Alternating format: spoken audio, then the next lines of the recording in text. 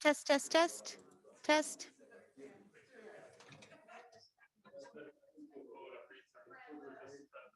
Test. Okay. Thanks, Irene.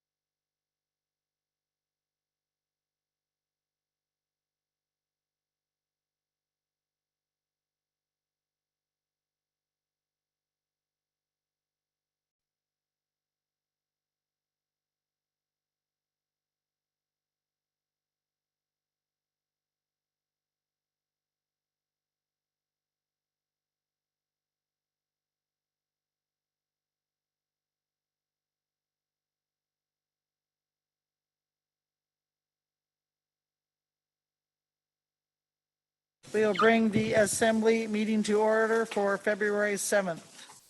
Ms. Hale, will you lead us in the flag salute, please? I pledge allegiance to the flag of the United States of America and to the republic for which it stands, one nation, under God, indivisible, with liberty and justice for all.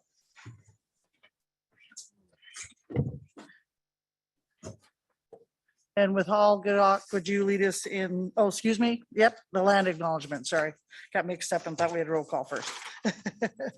Yes, we acknowledge that the city and borough of Juneau is on Tlingit land and wish to honor the people of this land, the Aquan and the Takuquan. For more than 10,000 years, Alaska Native people have been and continue to be integral to the well-being of our community. We are grateful to be in this place, a part of this community, and to honor the culture, traditions, and resilience of the Tlingit people. Gunush Chish. Thank you, Hall Goodock, and thank you, Ms. Hale. All right, Madam Clerk, will you call roll? Thank you, Madam Mayor. Ms. Hale. Here. Ms. Hughes Candies. Here. Mr. Smith. Here.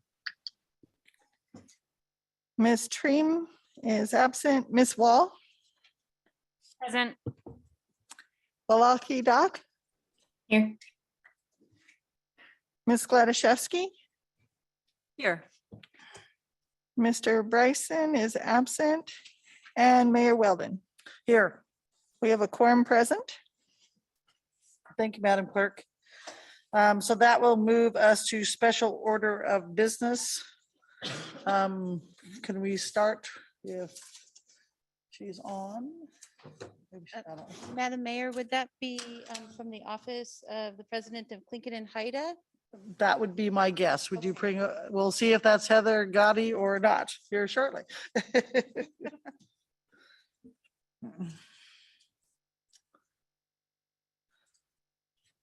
Ms. Gotti, is that you?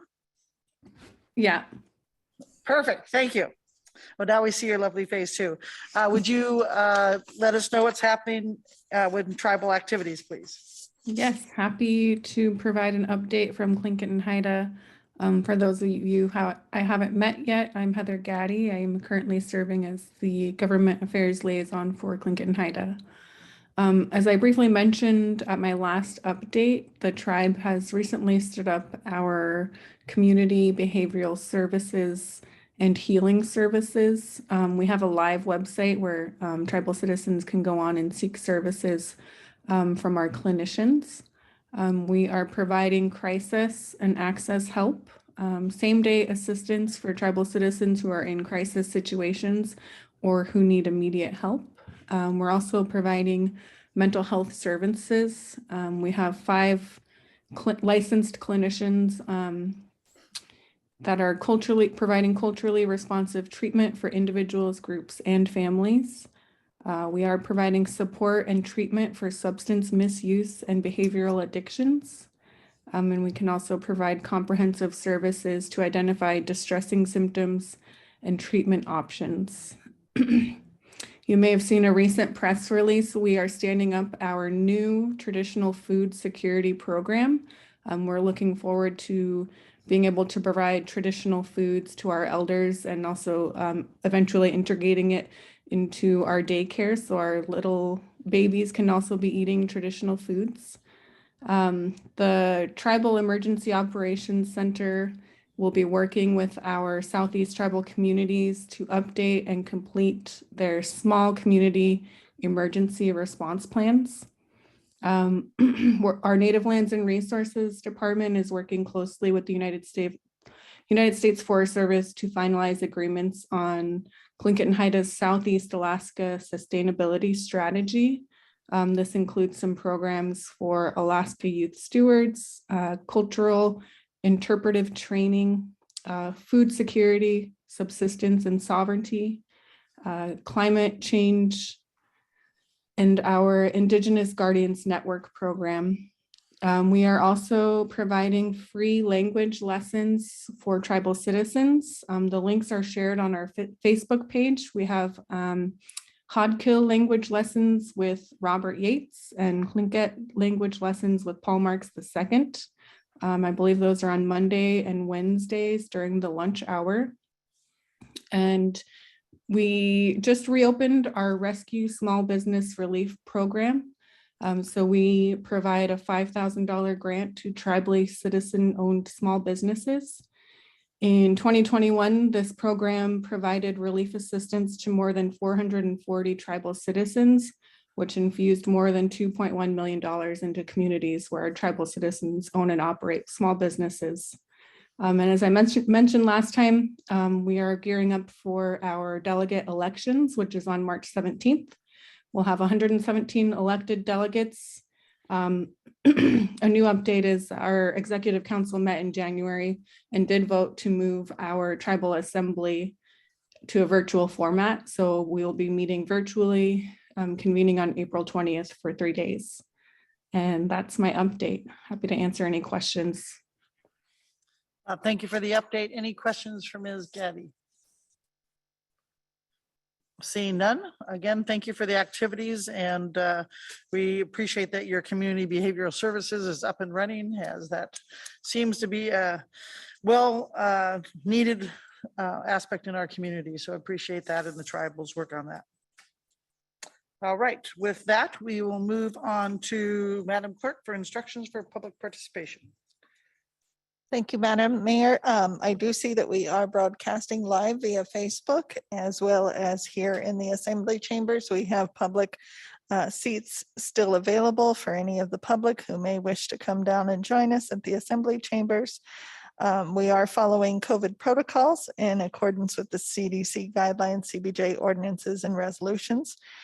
And attendees are required to wear masks regardless of vaccination status if you are participating in person. For those who are participating via Zoom, the link is at the top of the agenda. And for those who wish to participate via Zoom telephonically, the phone number to call is 1-253-215-8782.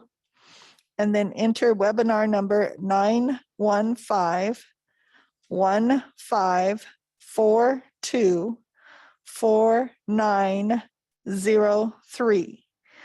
If you are participating telephonically, in order to be recognized, you need to raise your virtual hand by pressing *9. And then when you are called upon to testify, in order to unmute your phone, you would press *6. Thank you, Madam Mayor. Thank you, Madam Clerk. With that, we'll move on to approval of minutes. Ms. Hale. Madam Mayor, I believe Ms. Wall has reviewed the minutes. Excuse me, Ms. Wall. Thank you, Madam Mayor.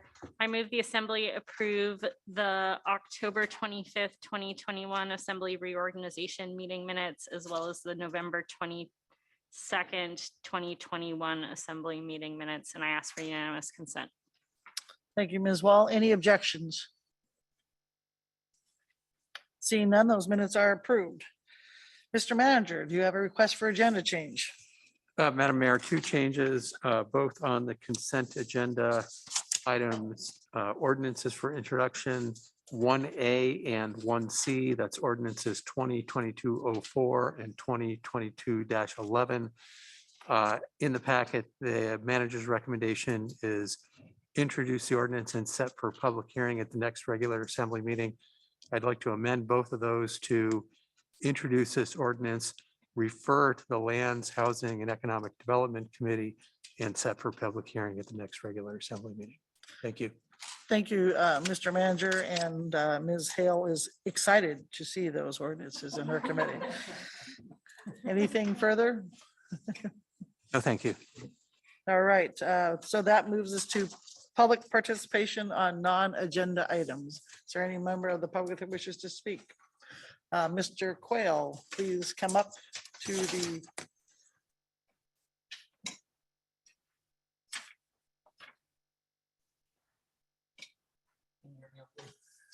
we can.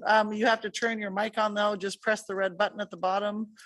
Please state your name and area of town you live in for the record, and you have 2 minutes. William Quayle, 415 Willoughby, number 305.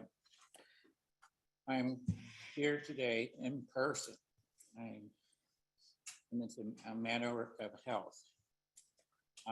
Recently, John Hopkins has determined that face masks only prevent COVID by 0.02%. Now that is major, okay? And everybody that is here, okay, except me, I don't have to breathe my own CO2. That is more hazardous than you trying to prevent from getting COVID. The face masks are more hazardous than the possibility of getting CO2. That's according to John Hopkins. Now, it's just like everybody going into this big, huge white train with white crosses on it, but they don't say what's going on at the end. The end is possible complications of your health because you're breathing your own CO2. Now, I advocate not masks, face masks. Have your vitamins. Have you had your vitamins today? And have a vaccination. And I'm trained for the Olympics twice. Okay, I've also done several different sports inside. It matters. Breathing your own CO2 is not healthy. I don't care which way you put it. All right. So at least it's 100% more dangerous than getting COVID. Now, they're making a big guys, I want to stop the mandatory wearing a face mask. I want that stopped. I'm trying, that's the reason why I came in, okay? Okay, Mr. Quayle, thank you for your testimony. Any questions for Mr. Quayle? Seeing none, thank you for your testimony. Are there any other members of the public that wish to speak to non-agenda items? Why don't we let somebody else go first? Madam Clerk, I see a hand up, but I can't see who it is. Come on up.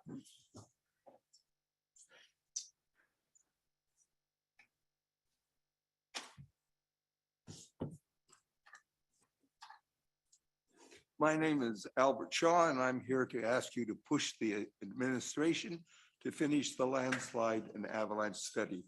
And I would work with your people on this issue as we do stop kicking this issue down the road. I'm one of the last people who saw the mud on the cold storage, and I was warming one of your chairs when Barron's Avenue came down in the 60s. I'm also responsible for Eagle Crest. Everyone else is behind me. Thank you. Thank you, Mr. Shaw. Any questions for Mr. Shaw? Ms. Hale? Thank you, Madam Chair. Thank you, Mr. Shaw, for joining us here today. And you did indeed warm one of our chairs, and I appreciate that. Thank you for your service. Mr. Shaw, have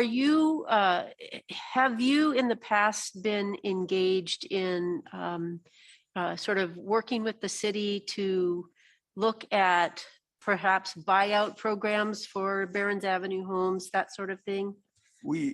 We started a discussion in the 60s after Barron's Avenue in the mayor's office. But the insurance people paid off as wind damage and we were dead in the water. But we started discussing what to do to get people out of the avalanche areas. Thank you. Thank you, Mr. Shaw, and thanks again for being here. Ms. Glaszewski. Thank you very much. Thank you, Mr. Shaw. Again, thank you for your service. You mentioned that the state should finish something. I know that the city has something going on. I'm just trying to be clear on what you're talking about, what the state is doing. We're talking 60 years ago. Oh, okay. But the thought pattern was that we would buy the houses out, tear them down. You'd have to, somebody has to go through and identify the most critical spots and work out from there. And if people didn't like the price, arbitration is a well-established system. I mean, we're not talking about inventing the wheel there. So, you know, and my worry is that Barron's Avenue will come down again. Okay. And next time we'll kill people. Yep. Thank you. Thank you, Mr. Shaw. Okay. Thank you for your time. All right, Mr. Quayle, do you have some other testimony? And this is it for your 2 minutes, so get it all done in 2 minutes. We can't bring you up for every topic. Okay, this deals with the lights on my pedicab. I brought it up with Mr. Barr, but I didn't hear anything from him. There's several cities in the United States. They're much more dangerous to operate a pedicab. Yet in Juneau, we're the only city in the whole United States that does not let pedicabs operate at night. Okay, there's no reason for it. I mean, the Jim Houck, which runs with me, also is behind me on that. There shouldn't be. We should, when it comes to operating at night, I have very adequate lights. And there shouldn't be any restrictions in that. And it's very easy to change the regulation. It's only one line about so big. And I don't know what, it's just a matter of, I don't think they wanted to bother changing it. Okay.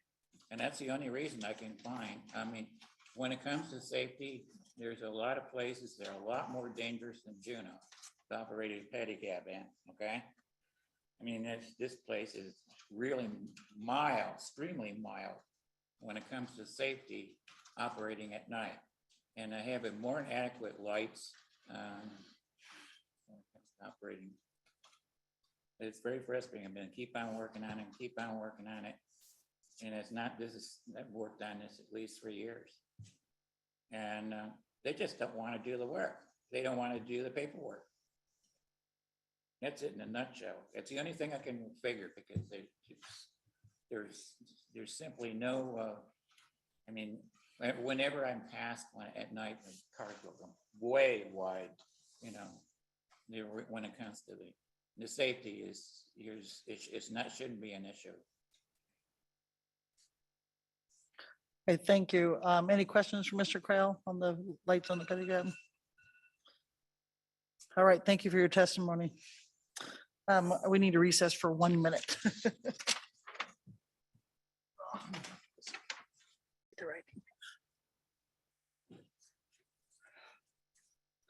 All right, with that, everybody in the room has done their public participation, so we're looking at Zoom. Madam Clerk, will you bring over Terry Lauterbach, please?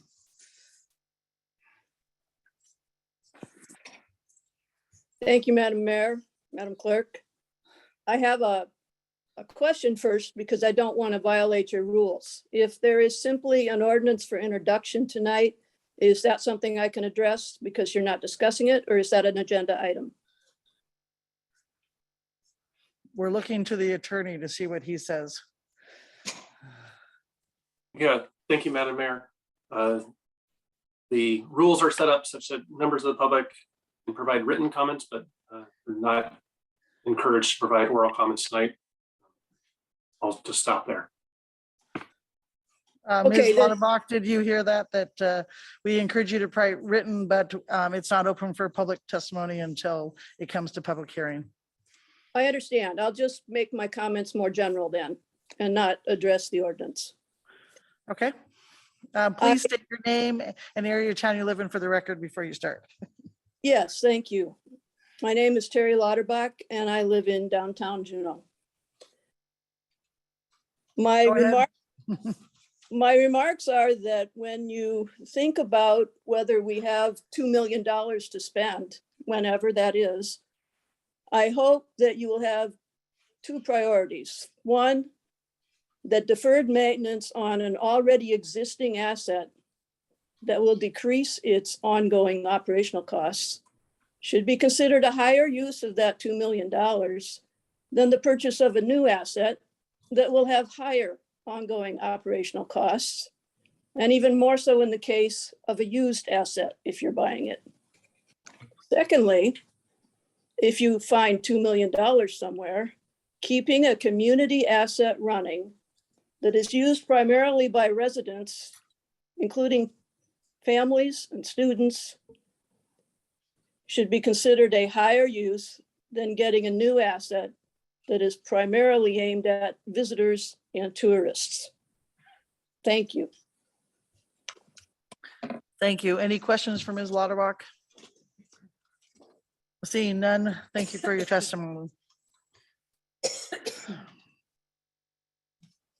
All right, Madam Clerk, will you please bring over Amy? Please state your name and area of town you live in for the record, and you have 2 minutes.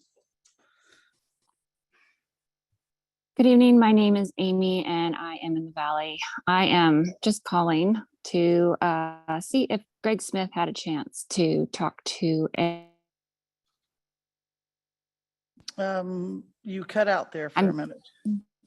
I'm here. I have a feeling that I'm going to get muted more. I'm just wondering if Greg Smith, who went to the listening legislative session, had a chance to discuss any of the concerns that this community has brought up. Also, if he was invited, why wasn't anybody else coming to this meeting? No one wants to hear us. You're trying to change the wording and you're trying to make it so that our public testimony is limited. I am an individual that cannot wear a mask. I can't come in public. I have plenty of friends that can't access Zoom or Facebook Live because they don't do electronics. They've had issues calling in. You're making it almost impossible for us to voice our concerns. And we have a lot of them, as Greg can attest to. So I hope that Greg gets an opportunity or has shared with you so many concerns that the Juneau citizens have about your tyrannical overreach and the continuation of this mask mandate when the research is proven that there should not be any mask. And it's just getting beyond ridiculous when you look at the rest of the United States right now. I don't understand what you're trying to accomplish here, but it needs to stop. That's all I have. Thank you. Any questions? Seeing none, thank you for your testimony tonight. All right, I see no further hands raised in either the building or the Zoom, so we will move on. Madam Mayor. Go ahead, Mr. Smith. Thank you. Sorry for going out of order. Just for folks to know that I will be addressing some of Amy's, just some of the things I heard at the listening session and during assembly member comments later tonight. Thank you for that. I'm sorry, I'm struggling with my phone. Okay, moving on to the consent agenda. Are there any public requests for consent agenda changes other than ordinances for introduction?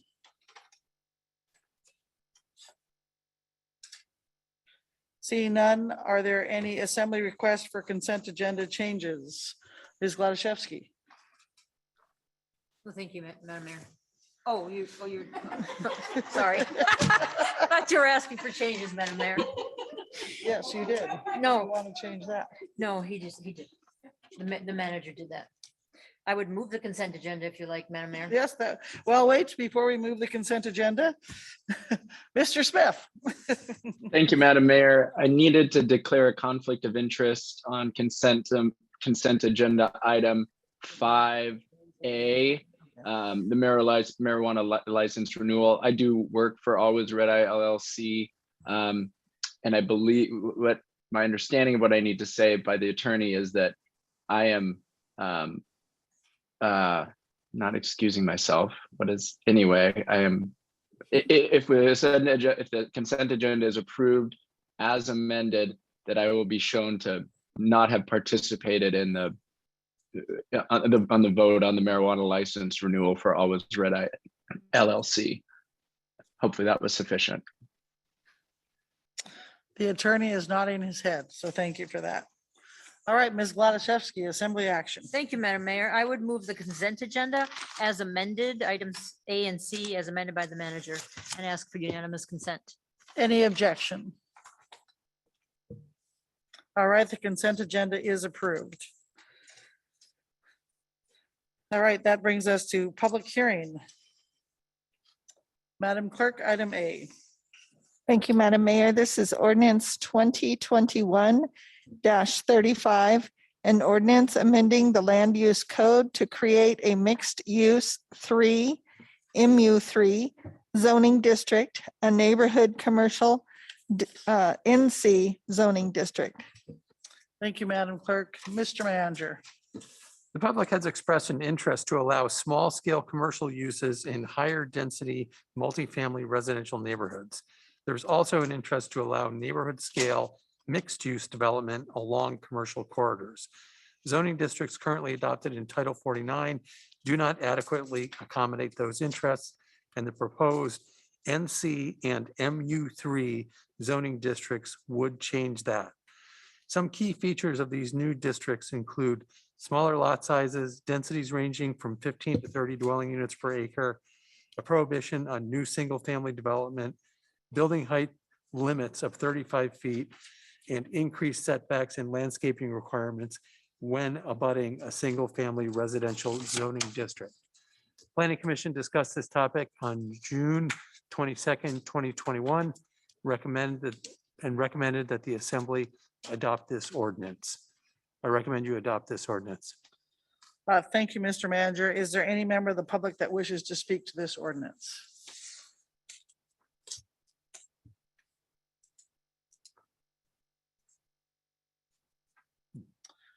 Seeing none, we will bring it back to the Assembly. We do have Ms. McLean on the phone if we need to ask her any questions. So since this is a newer topic, I'll entertain questions first before we make any kind of motion. Anybody have questions? Ms. Hughes Candies. Thank you, Madam Mayor. I have a question pertaining to the table of permissible uses for neighborhood commercial.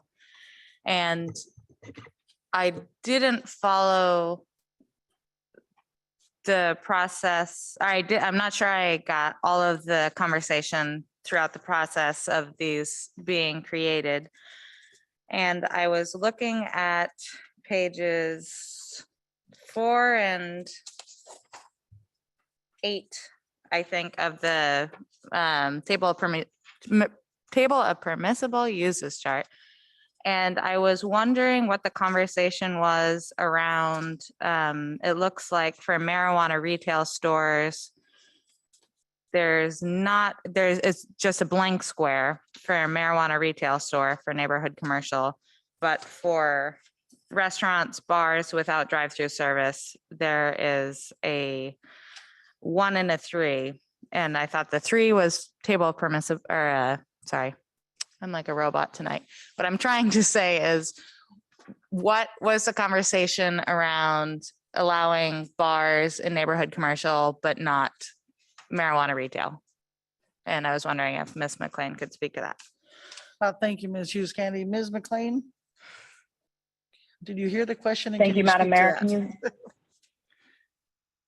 Thank you, Madam Mayor. Can you hear me okay? Yes, we can. Thank you. So for the question, the context when these zoning districts were moving through the process, if you'll recall back, we were working on the Ock Bay zoning implementation overall. And so while these two new zoning districts may be applicable in other areas of the community, and I do believe that they are, or could be, at the time there was more focus on Ock Bay itself. And at that time, it was seen that for the neighborhood commercial specifically, it's intended to be a transition zone from single family zoning or lower density multifamily zoning to greater or more intense commercial zoning. And Title 49 Committee and the Planning Commission did not see fit to have marijuana establishments in those transition zones. They thought it was more appropriate in more commercial or industrial zoning areas than in this zone that was intended for small scale commercial and to be that transition into single family districts and low density multifamily districts. Ms. Hughes Candy, do you have a follow-up? Thank you. Not at this time. Okay, Ms. Gladysevsky. I just want to be clear on these designations in the TPU. 88.100 says restaurants, comma, bars without drive-through service. Is that a bar? Is that just a real bar, or is that a restaurant that sells alcohol? Where is the bar designation? Ms. McLean. And nightclubs. I don't see a nightclub either. So the title of the section says restaurants, bars, and nightclubs. And I don't see nightclubs, for example. Am I missing a page or is, yeah. Ms. McLean. Thank you, Madam Mayor. I believe the bar, forgive me, this is actually one question I have never run into here in Juneau. I'm not even aware that there are currently any nightclubs. I've heard, anecdotes about ones in the past, but none currently. In my interpretation, a bar would be a nightclub. I'm not sure why we put restaurant, bars, and nightclubs in the top subject line, if you will, on line 8.0. As far as 8.1, we don't have any bars that would have the drive-through. So the wording, I think the comma, the grammar maybe isn't precise there, but that would be restaurants without drive-through service, maybe not a bar unless the bar serves food, I suppose. I'm not really sure how that works with liquor. So to my knowledge, to my interpretation, bars would be similar to the two nightclubs. Sorry. Follow up. Yeah, Ms. let me just Gladysevsky? clarify. Where are plain old bars in this TPU? Not a restaurant that serves alcohol, but a bar. Is that 8.100? Through you, Madam Mayor, yes, Ms. Gladysevsky, that would be my understanding, is that it would be restaurants without drive-through service and bars would be under 8.1. And that's why I say the grammar is probably not accurate on that line. That's where the bars would fall under. Yeah, I'm just trying to understand to make sure that that is the bar category. That's all. Mhm. So in NC, bars are allowed with it's with the same restrictions as 1.3. So a conditional use permit, or one if it's small or whatever the one is. Correct, Ms. Through you, McLean? Madam Mayor. Go ahead, Ms. McLean. Sorry. Bars, sorry, thank you, Madam Mayor. There's a bit of a delay. Bars are on line 8.1, and so they would have the 1s and 3s along those lines. 8.0 .05 is only small restaurants. That does not include bars. So the only line that includes bars is 8.1 in the TPU. Thank you. Any further questions for Ms. McLean? Seeing none, we'll go to the Assembly for Action. Ms. Hughes Candies. Thank you, Madam Mayor. I would move that the Assembly adopt ordinance 2021-35. And I would Propose an amendment. propose an amendment to the ordinance. Thank you. Go ahead with your amendment, Ms. Gladys, sorry, Ms. Hughes Candies. Thank you, Madam Mayor. I would move to amend the TPU to allow marijuana retail stores in the neighborhood commercial zone with a conditional use permit, which I believe it would be a 3. So that would be on, if you're looking at the TPU, that would be 2.3 is where marijuana retail store is. And the reason I would offer this amendment is because 8.1 has a 1 and a 3, looking at the overall zoning. As we've considered marijuana retail and throughout our process, personally, I think keeping a certain degree of parity between the marijuana industry and the alcohol industry is a good thing. So I'll stop there. Thank you, Ms. Hughes Candies. Any objection to the amendment? Object. Ms. Gladys. Yeah, I wish we had some more time to talk about this and to hear what the discussion was. And so at this late date, I'm not really comfortable with this. If it had come up in lands and we'd heard from the planning commission and all of that, it's just a kind of a big change to make without a longer discussion. So at this point, I'd vote no on adding this. The TPU can always be changed separately, but for now, that's what I'd say on this one. Thank you, Ms. Gladysevsky. Any further objection, comment? Mr. Smith. Thank you, Madam Mayor. Just maybe for the benefit of the public, I've spoken with the attorney, and you all heard me just give a conflict of interest declaration about the Always Red Eye LLC that I do some work for.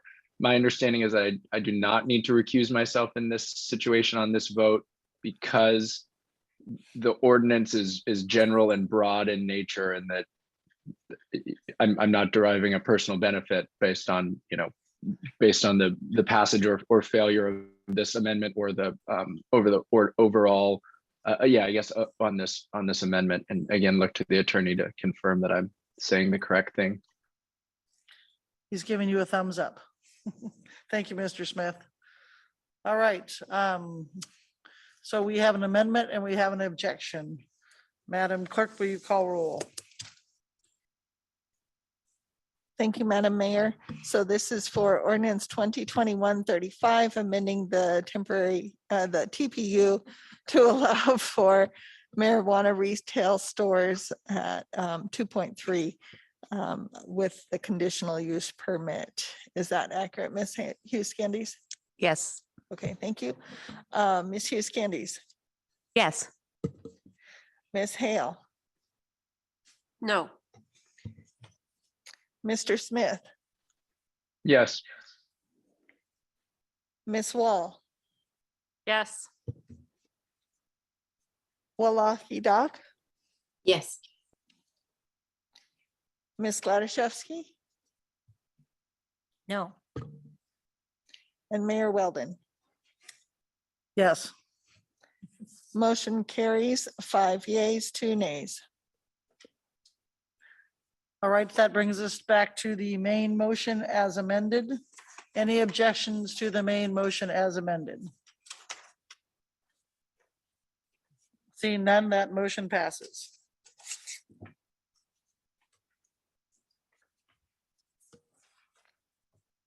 All right, item B, Madam Clerk.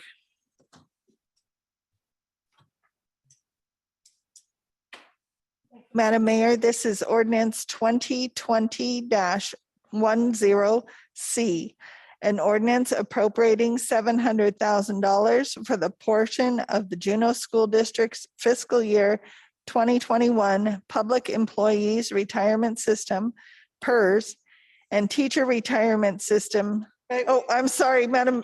I am so sorry. I'm way off base and I'm looking at some I old was gonna minutes, say, not the agenda. I'm trying My to follow along, apologies. Madam Clerk, but I just can't on that one.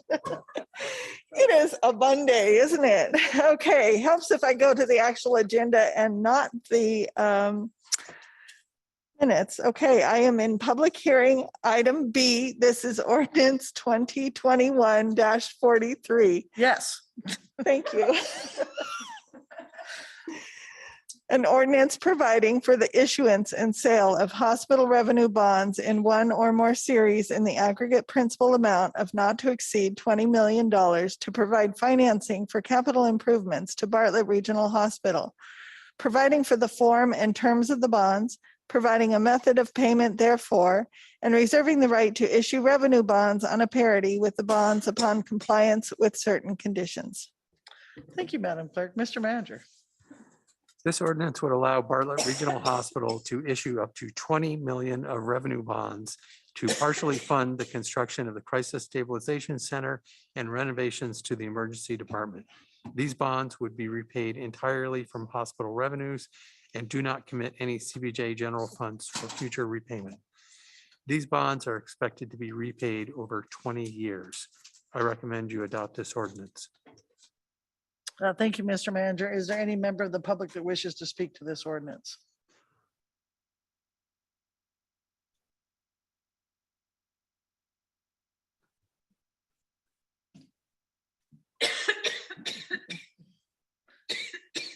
Seeing none, we will move it to the assembly.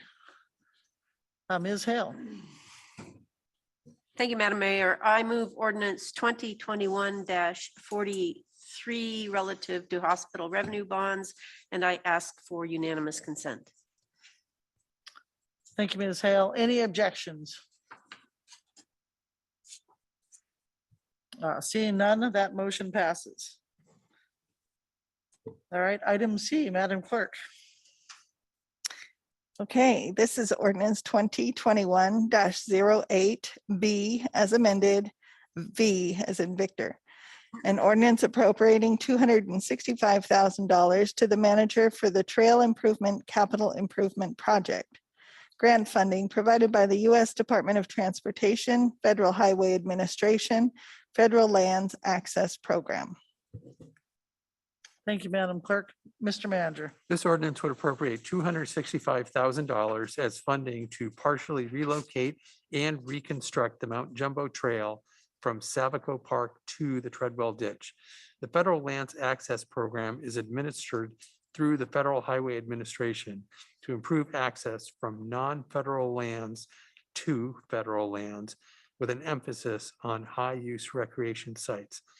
A local match requirement of $28,787 will be provided by previously appropriated funds from the Trail Improvement CIP and in-kind labor.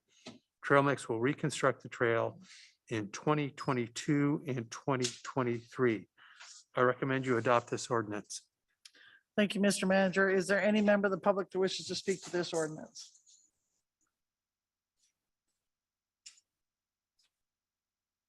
Seeing none, we'll bring it back to the assembly, and I apologize, Mahal Gadak, because you're up there and not sitting here.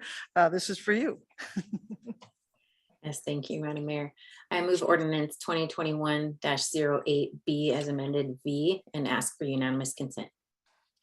Thank you. Any objections? Seeing none, that motion is passed. Item D, Madam Clerk. Thank you, Madam Mayor. This is ordinance 2022-02, an ordinance authorizing docks and harbors to execute a reservation agreement with private dock owners. Thank you, Madam Clerk. Mr. Manager. Docks and Harbors does not currently have the authority to manage private dock reservations. In 2021, ordinance 2020-38 authorized a one-year pilot program so Docks and Harbors could accommodate Gold Belt Inc.'s request for managing the reservations at the Seadrome Dock and Merchants Wharf Float. The pilot program was successful.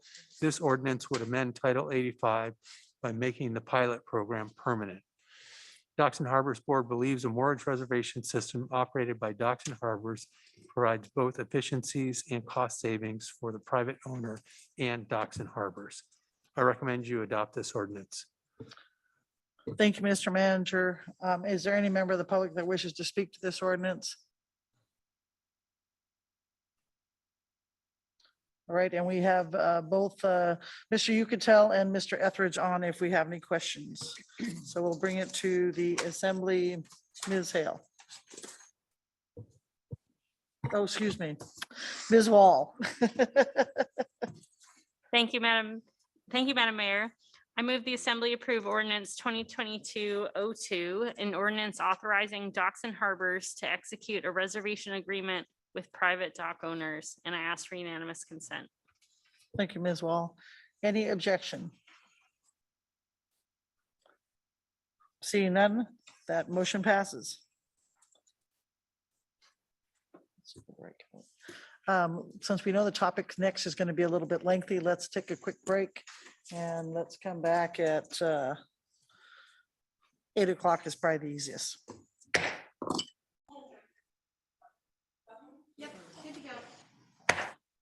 Bring the assembly meeting back to order. And before we move to item E, we have a little correction to make. Ms. Glaszewski. Thank you, Madam Mayor. If the assembly will indulge, there was a little bit of a confusion about the consent agenda, and I'd like a chance to correct it. So I would move to rescind the previously adopted motion for the purposes of making a correction to the consent agenda. Any objection to that motion?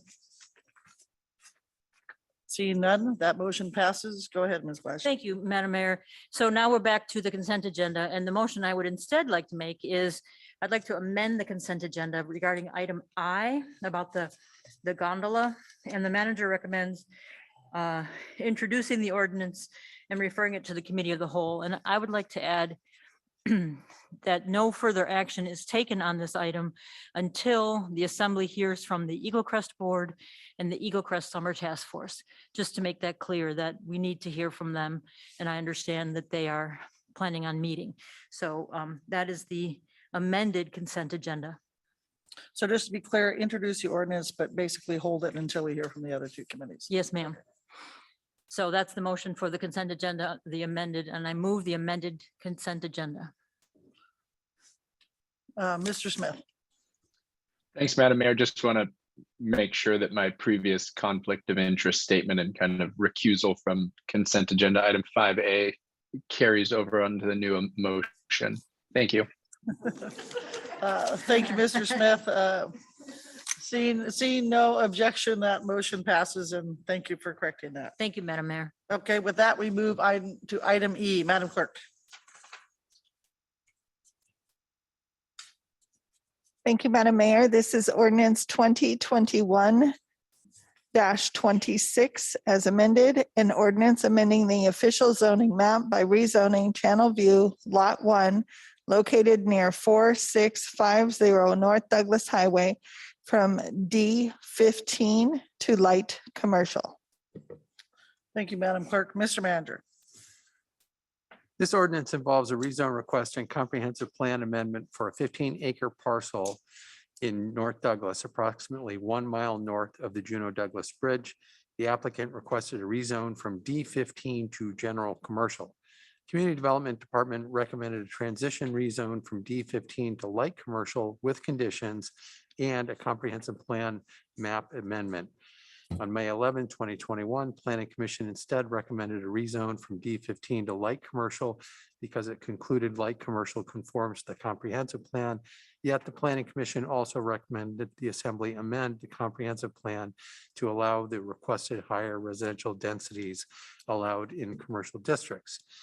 On August 2nd, 2021, the Assembly tabled ordinance 2021-27, which would have amended the comp plan for this property from medium density residential to high density residential. Assembly Committee of the Whole discussed this ordinance on July 19, 2021. On August 2nd, 21, the Assembly held a public hearing, amended the ordinance with a public infrastructure condition, and a member gave notice of reconsideration. On August 23rd, the Assembly reconsidered the rezone ordinance and referred it back to the Assembly Committee of the Whole. On December 20, the Assembly Committee of the Whole forwarded the ordinance to the Assembly for public hearing. On January 3, 2022, the Systemic Racism Review Committee concluded the ordinance would likely perpetuate systemic racism. The committee identified the light commercial rezone would benefit the developer. The boat storage intended by the developer would benefit people that have enough income to pay for boat storage. And the light commercial zoning district, as compared to the D15 zoning district, would likely harm people in need of housing, which are disproportionately racial minorities. The committee questioned whether the 500 feet of public notice was meaningful, identified the lack of public support in the record, questioned the legal compliance with the comprehensive plan, and recommend the Assembly seek additional public input. The Assembly Committee of the Whole again considered this ordinance on January 24th, 2022. As this is a policy matter, I do not have a recommendation for you. Thank you, Mr. Manager. Is there any member of the public that wishes to speak to this ordinance? Mr. Chicano. Please state your name and area of town you live in for the record, and you have 2 minutes. My name is Doug Tricano. I'm one of the local contractors in Juneau. We built houses and buildings all over the area. We built gift shops downtown. And everything is going up in price. And the people are wanting to get low-cost housing. There is no such thing as low-cost housing. The price of the material is going up, up, up, up. 30% on lumber. Where's this low price going to come from? It's the best thing for us to do is just shut it down. Apartments are a possibility, but I, as a person, do not want apartments because I don't want to be constantly repairing them and the damage that comes from them.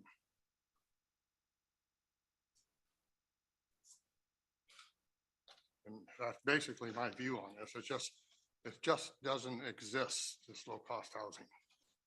Unless the Assembly and that can finance it all for everybody, that would be wonderful. Or maybe our president will finance it for us, but I don't believe that's a fact. All right, thank you. Any questions for Mr. Chicano? Ms. Gladaszewski. Thank you, Madam Mayor. Just a question, Mr. Chicano, are you speaking for this rezone or in opposition to this rezone? I just wasn't clear on your testimony regarding this. We're not against building houses and condos and that, but we can't do it at a low cost. It just doesn't exist. And anybody here that lives in Juneau, if they think they can do that, I would really like to watch that. The freight rates are going up. Where is this money going to come from? These people that want a low cost house, they can't afford it.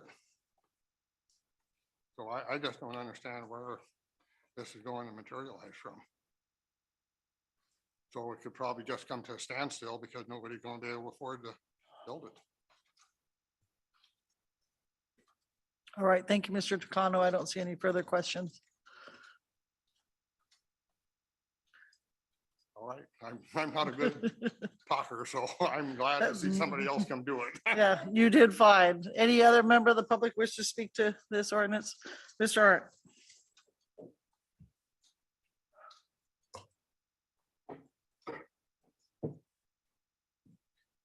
Travis Please- Arndt. I was just gonna say, please state your name and perfect. I think we've been at this 13 months now. It's almost time for a name tag on the Yeah. testimony. That can be arranged. There's one around here.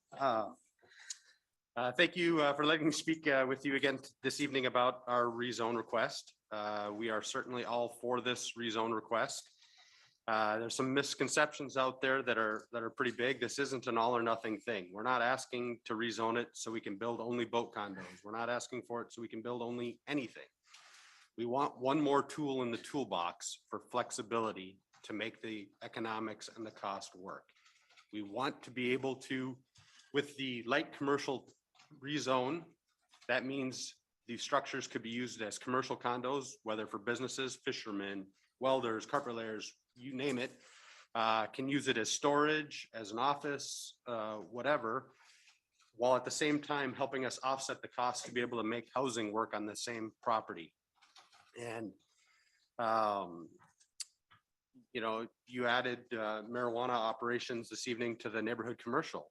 Well, in D15 where we're at right now, those are also forbidden, but light commercial would make those a 3 with a conditional use. So we're looking to be able to add other things to go along with housing to make it more attractive and to drive the price down.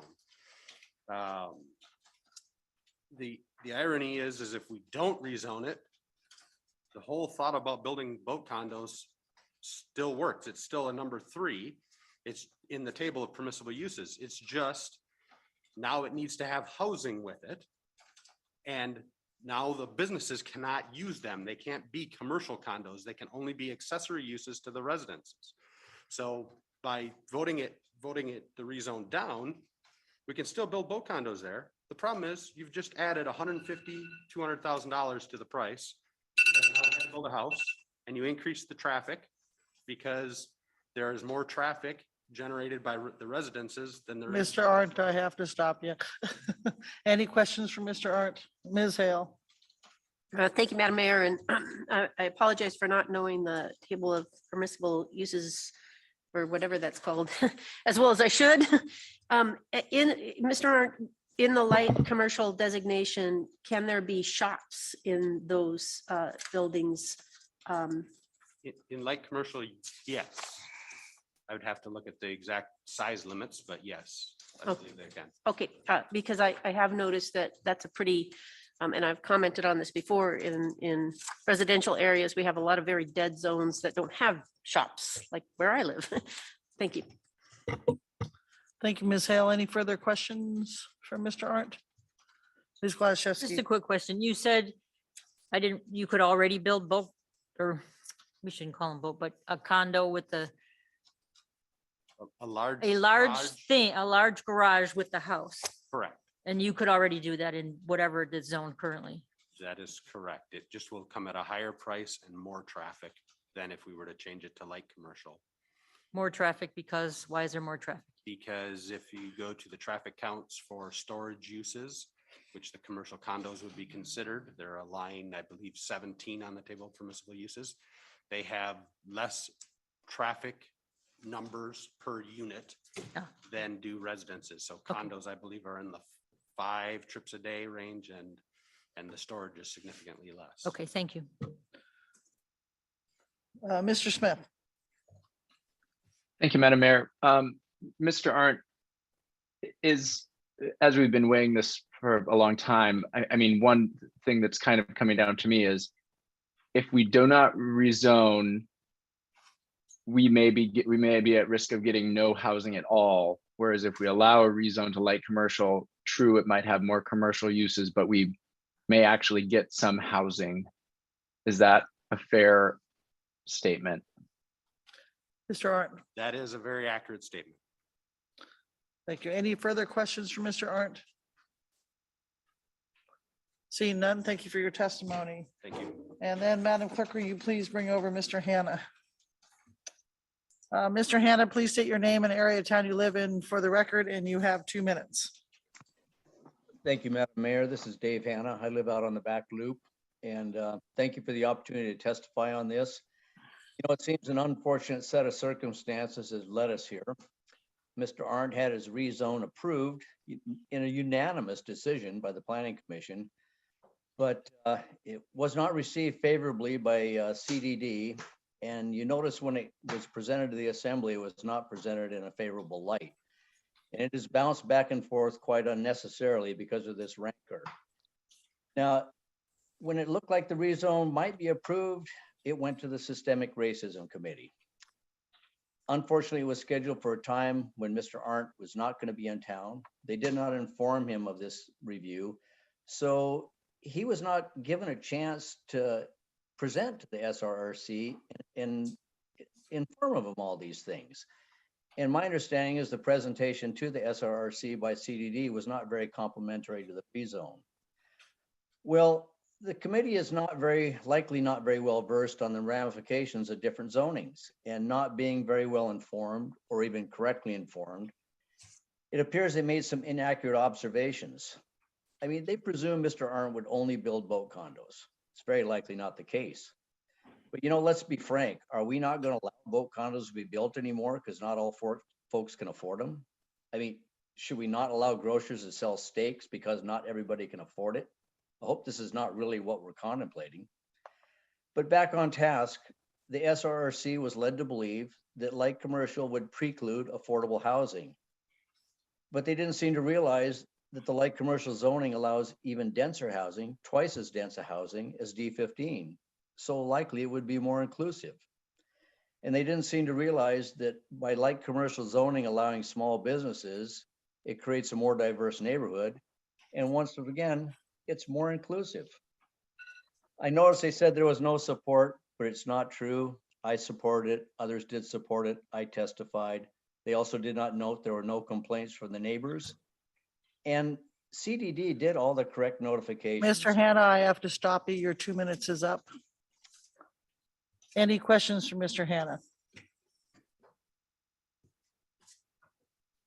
Seeing none, thank you for your testimony tonight.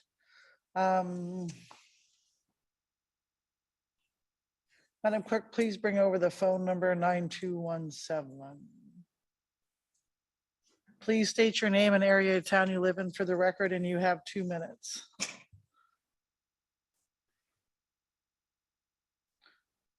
Hi, my name is Amy and I live in the Valley. First of all, I'd like to say that I agree with everything that Mr. Hannah just said. I would also like to note that Mr. Ernst has provided more affordable housing for Juneau than probably any other builder in this community, or possibly all the other builders combined.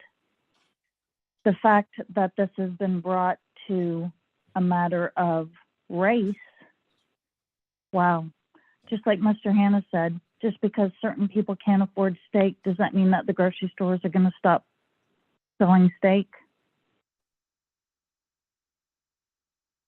I'm going to call a spade a spade. I'm calling this out for what it is. This is discrimination against Mr. Ernst. It's absolutely ludicrous that race would be brought into any of this. Again, I highlight the fact that he has built more affordable housing, whether it's dense apartments or not, in this community than any other builder. Thank you. Thank you. Any questions? Seeing none, thank you for your testimony. Please bring over Mr. Human. Mr. Human, please state your name and area of town you live in for the record, and you have 2 minutes. Hello, my name is Bill Human. I live at 6000 Thane Road. I wanted to comment in general, and I think some of my points have been hit on. Boat condos is kind of a generic name for a structure that has many different uses. And I've always felt that they're a wonderful thing for entry-level businesses. You'll see that many are occupied by small businesses. It gives them an opportunity to purchase living space in a shop, and they can purchase it at residential mortgage rates versus having to pay considerably more interest for commercial rates. And it's amortized over 30 years instead of 15 years. So it gives a tremendous opportunity for, in my mind, for entry-level businesses to get a start. And it's a very efficient way for them to operate, living right above their shop. So I think that that needs to be taken into consideration, that that these are actually serving people who are somewhat disadvantaged as they start their early business career. Thank you. Thank you. Any questions for Mr. Huon? Ms. Hughes Candies? Thank you, Madam Mayor. Mr. Human, just so I'm clear, you're speaking to the benefits of boat condos of the type that have a residence above them, is that correct? The residents above them, yes, able to operate a commercial business beneath them, financed at residential mortgage rates. Okay, thank you. Any other questions for Mr. Human? Seeing none, thank you for your testimony. Madam Clerk, please bring over Mr. Coogan. Mr. Coogan, please state your name and area of town you live in for the record, and you have 2 minutes.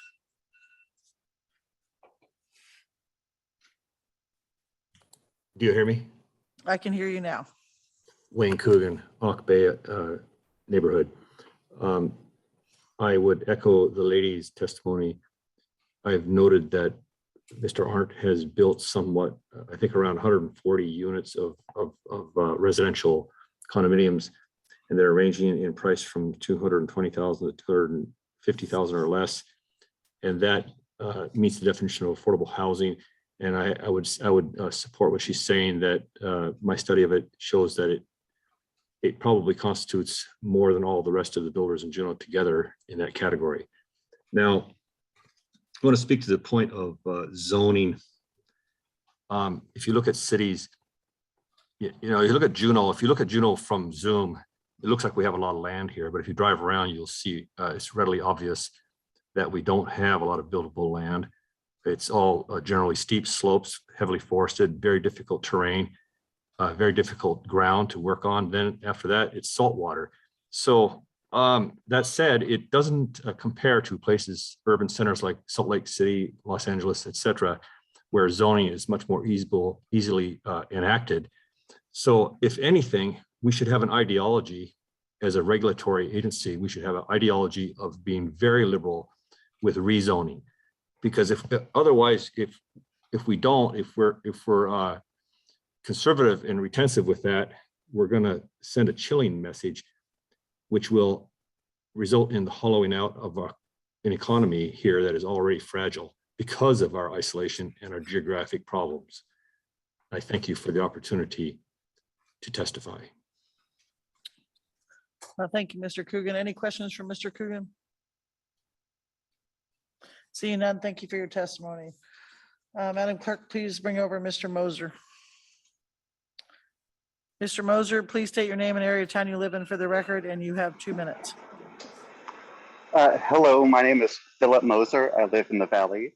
I would like to testify in opposition to this rezoning to the ordinance.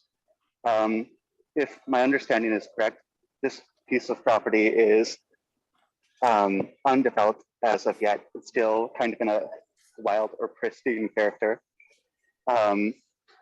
There's a lot of land that's already been developed in town that's sitting somewhat fallow or not being otherwise utilized that could be used to build housing.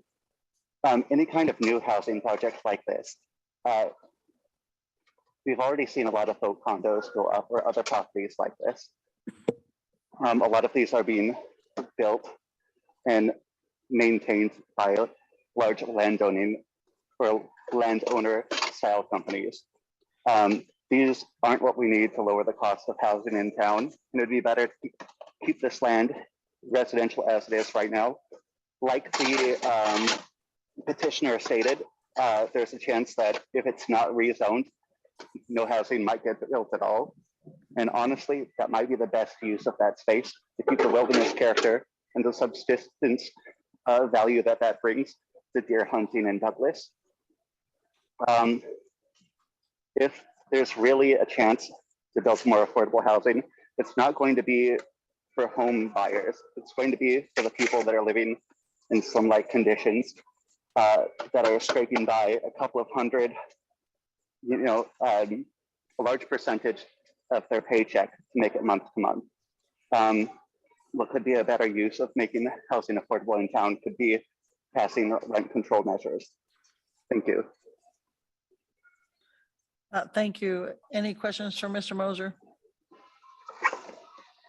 Seeing none, thank you for your testimony. And with that, I don't see anybody else. So we do have Ms. McLean on the line if we have any questions. And whose turn is it, Mr. Smith? So we'll bring it back to the assembly, Mr. Smith. Thank you, Madam Mayor. I move ordinance 2021-26 amended, an ordinance amending the official zoning map by rezoning Channel View Lot 1 located near 4650 North Douglas Highway from D15 to light commercial, and ask for unanimous consent. Is there any objection? Ms. Hughes Candies, you want to speak to your objection? Sure. Thank you, Madam Mayor. I'll start by apologizing to Mr. Arndt, because you're right, you just deserve a name tag at the front of the table as long as you've been dealing with this. And that's really on the assembly for, just to be clear, I think there's a misconception in the public that this is in some way being held up by the Systemic Racism Review Committee, which that is not the case. They have reviewed this ordinance as they review all ordinances that come before the assembly. This has been held up because the assembly has kept it within its own committees. The assembly had a reconsideration vote, which is not common. And we've really taken our time with this one and really kicked it around after it was already amended. Prior to the reconsideration vote, voted for this ordinance before. And if this ordinance passes tonight, I don't think that will be the worst thing. I've really struggled with what I would do tonight. I think it's a difficult question, and I think we're probably all on the same page. We'd like to see development that benefits the community, and we'd like to see housing, and we hear different things from different folks, and a less restrictive zoning might be what it takes to get a project to pencil out, and it's hard to know what to do. I just want to be clear that when the assembly is considering a rezone request, rather than consider what the individual project may be, we're looking at what might be best for the community within that whole TPU.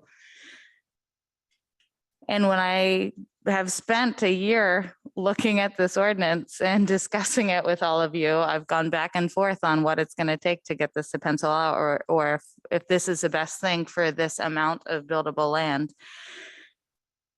And it was an errant remark from a member of the assembly one of the times that we're looking on this, that 15 acres might be too much buildable land for something that's currently zoned for residential when we're trying to put all of our energy on housing.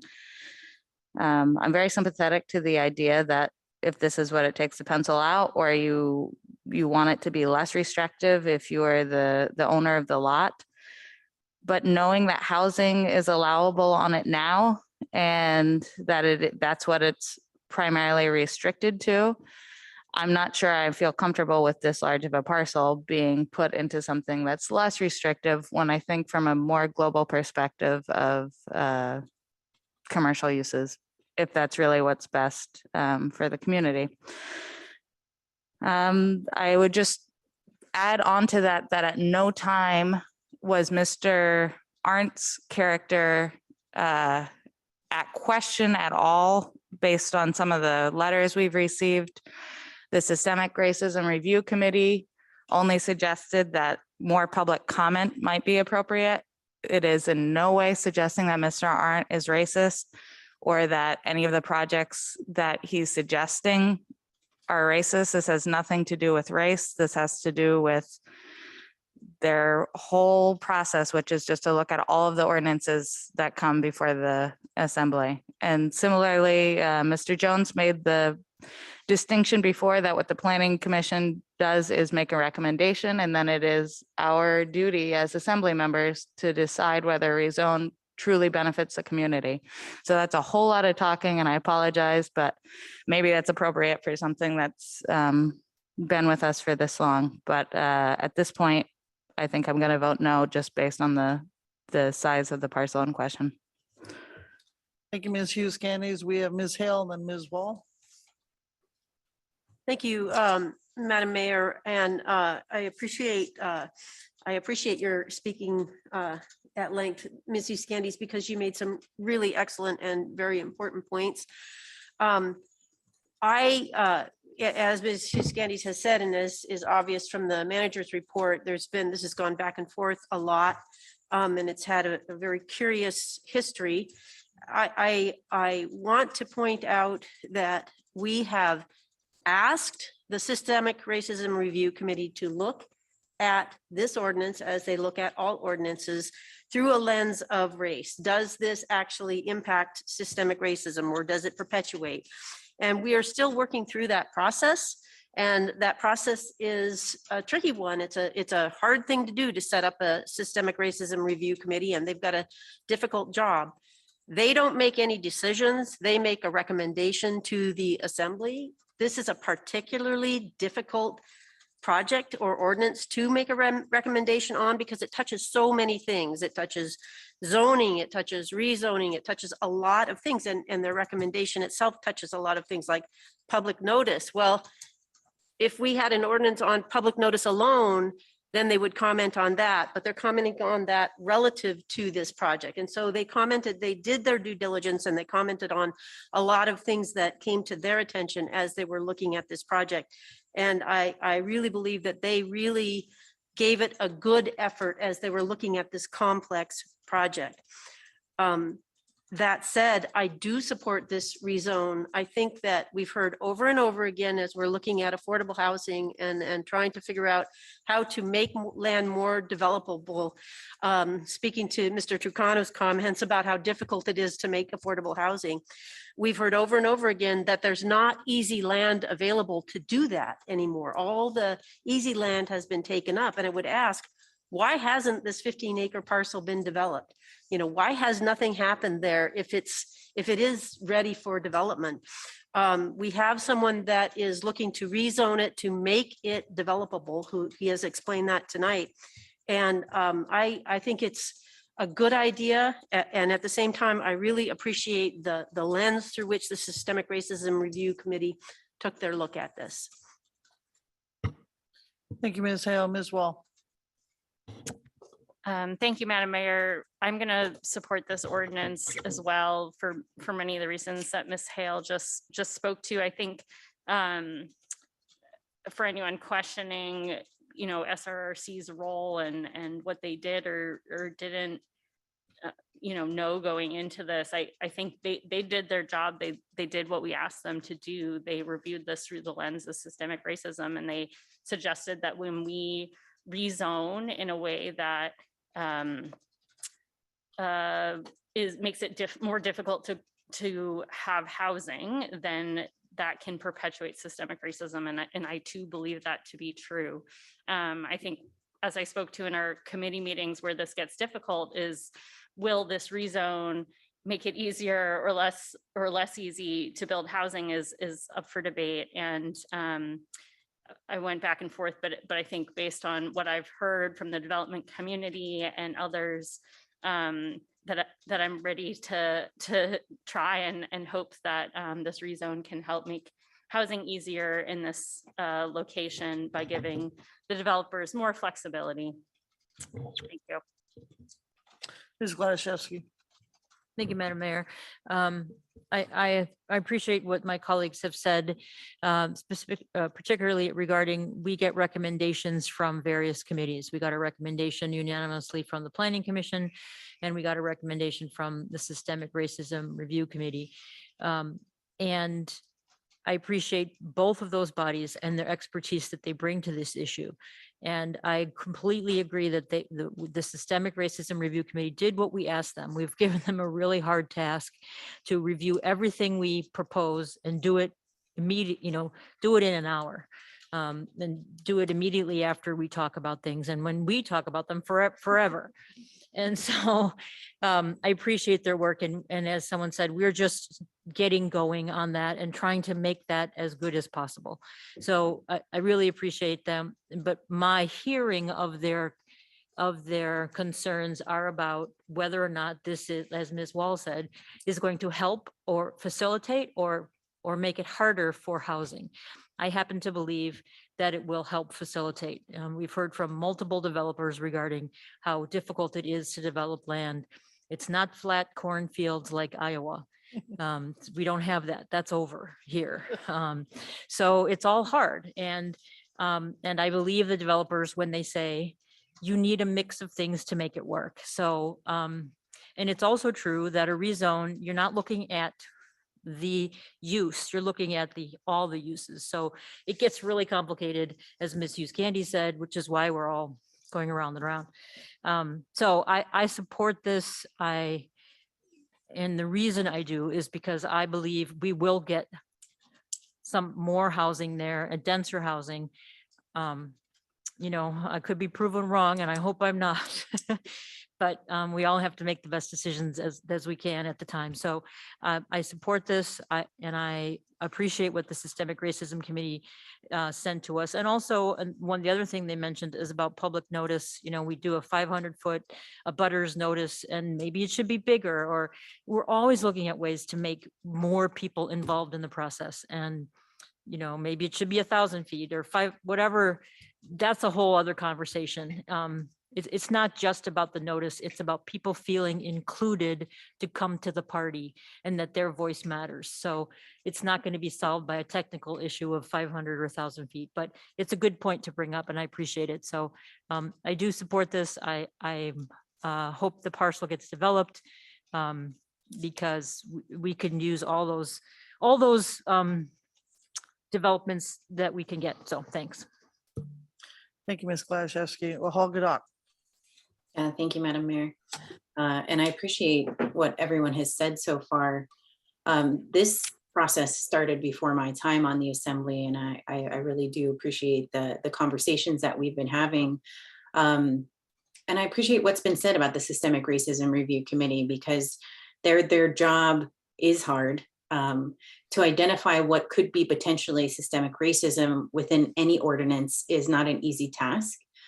And I can understand where they may have come from if this, and given the very limited information on what potentially could happen for this property if it was approved for what is being proposed here, could potentially mean that some minorities who tend to fall in lower income brackets wouldn't be able to afford this space. And they make that decision based on very limited information that we're able to give them. I do want to say that every single one of our meetings, including the Systemic Racism Review Committee, is public notice. And so I'm sure Mr. Arndt had the opportunity to attend if he wanted to participate in that particular meeting.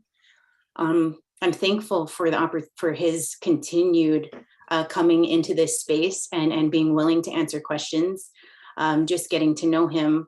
And I'm thankful for what was said by some of the people providing testimony. If this route of this rezone classification really does mean cheaper ability to build, means that cheaper building would be then passed on to community members or those individuals who are going to purchase or be able to hopefully rent or purchase whatever is being built on this property that is residential. So as I see it, if what is actually being presented to us isn't in fact true, all of those savings would then be passed on to community members to attain affordable housing as I see it. So I'm going to be supporting this tonight. And I'm really hopeful that in that support that what was said by Mr. Arndt and other individuals comes to fruition, because we really do need more housing in this community and we need it to be affordable for every income level, including all of those that may not be able to afford housing. And I also want to say that I don't want to see Juneau be a place where only rich people or people with a certain income level are able to live and survive. This needs to be a place where everybody can flourish, where all of the people, especially those individuals without housing right now, who happen to be a lot of Alaska Native people and a lot of Tlingit people in their own homelands, cannot afford housing here. So hopefully we produce something. Mr. Arndt fulfills his promise to produce something that is affordable for every walk of life. Thank you, Algodoc. Mr. Smith, you might as well chime in. I can't let you have all the fun. Thank you, Madam Mayor. I guess my main point, and I kind of asked it during Mr. Arndt's testimony, was housing is a goal of the assembly and of the community. My decision is just based on, I believe this rezone will has a greater chance of leading to more housing than leaving it in its current zone state. And for that reason, I'm going to support the ordinance. Thank you, Madam Mayor. Well, I'm quite impressed, Mr. Smith, that was so short. Anyway, so everybody has talked, so I might as well say something too. Ms. Hughes Scannies, that was probably the most eloquent I've seen you. So good job in your argument. I believe wholeheartedly in what you had to say. However, I got swayed a little bit tonight, so I haven't quite made up my mind how I'm going to vote for this one. And I appreciate the developers coming in and saying that you may need help putting some other things on there to make housing. And so that may sway me by the time it comes to vote, and it may not. But anyway, I just want to thank Mr. Arndt for his patience with this. I want to thank the CDD and the Planning Commission and the Assembly for all their time that we have spent on this topic. So with that, Madam Clerk, we have a motion and we have an objection. Please call the roll.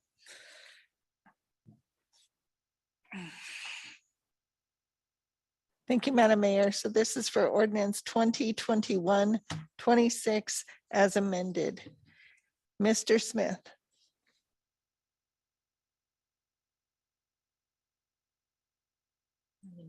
I think you may be muted, Mr. Smith. Mr. Smith, you're muted. Uh-oh, we're not hearing you at all, Mr. Smith. Thumbs up, yes. Thumb down, no. We can't hear you at all, Mr. Smith. Yes. Yes. Yes, okay. Thank you, Mr. Smith. Yes. Ms. Hughes Scandies. No. Ms. Hale. Yes. Ms. Wall. Yes. Wolof Yigdock. Yes. Ms. Gladishevsky Yes. and Mayor Weldon. Yes. Motion carries 6 yeas, 1 nay. All right, with that, let's take a quick break and we'll come back at 10 of. Unless, Mr. Manager, did you have something? Oh, you just leaned forward.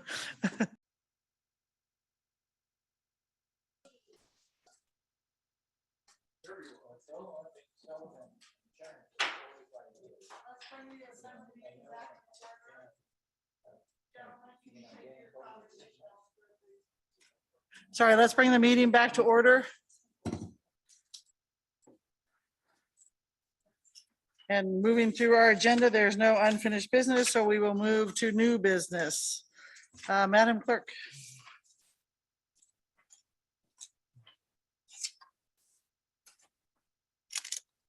Madam Mayor, this is Regulation 05 CBJ AC 15.060 vessel lightering fees. Thank you, Madam Clerk. Mr. Manager, you taking this one? Yes. Docks and Harbors proposes a regulation change to 05 CBJ AC 15.060, which is assessed on anchored cruise ships dropping off or picking up passengers at CBJ owned downtown facilities. In calendar year 2019, this fee netted Docks Enterprise $16,200. Proposed change would increase the fee to the cruise ship from $600 to $1,700 per day and adjust annually to the consumer price index. This fee has not been changed since 2005. Additionally, the regulation updates language to reflect the new lightering float, which has been relocated to the Port Field office behind the Gold Belt Tram building. New U.S. Coast Guard regulations require additional port security personnel to achieve compliance under the mandatory facility security plan.